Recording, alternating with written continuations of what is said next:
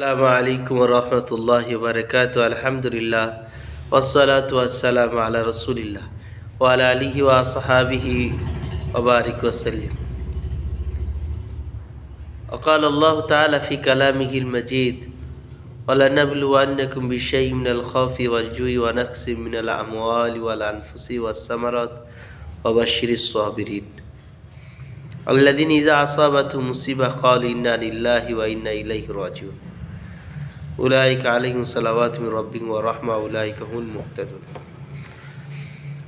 আল্লাহ তাআলা সূরা বাকারার এই আয়াতগুলোর মধ্যে প্রত্যেকটা ঈমানওয়ালাকে, প্রত্যেকটা মুমিন বান্দাদেরকে, প্রত্যেকটা মানুষকে একথা বলেছেন যে আমি তোমাদেরকে ভয় দিয়ে, ক্ষুধা দিয়ে,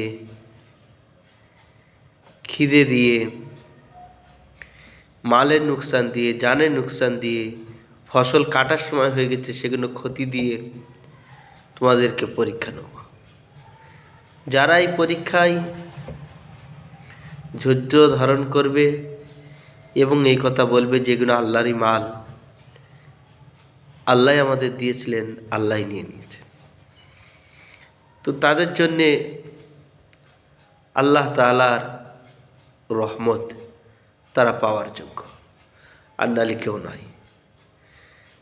আয়াতের শুরুতে যে এসে ওয়ালানাবলুওয়ান্নাকুম বিশাইইন মিনাল খাউফ, যে আমি তোমাদেরকে ভয় দিয়ে পরীক্ষা নেব।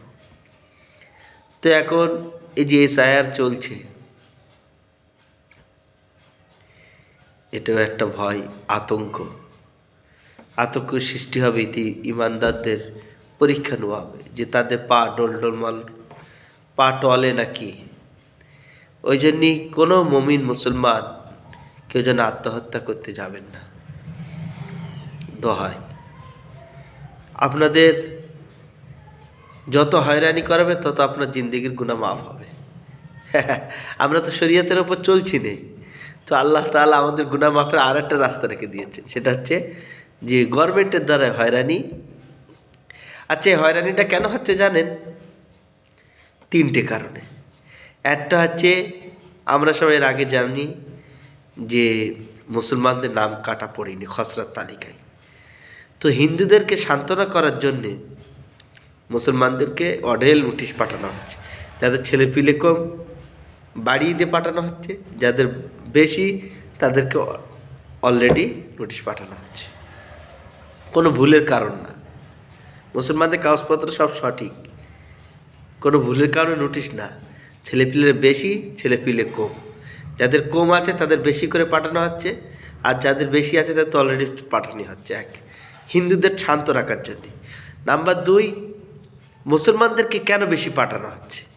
এই জন্যে যে মুসলমানরা যদি এরা মিজাজ গরম, এরা জানে যে আমরা যদি জান মাল বাঁচা থেকে যদি মারা যায়, শহীদ হয়ে যাব, জান্নাতে যাব, তো এদের জান্নাতে যাওয়ার আশাটা বেশি।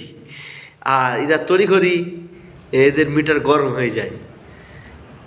এদের মিটার গরম হয়ে গেলে অশান্তি সৃষ্টি হবে, অশান্তি সৃষ্টি হলে এখানে রাষ্ট্রপতি শাসন হবে, রাষ্ট্রপতি শাসন হলে বিজেপির উপকার হবে। এই ওই জন্য আমরা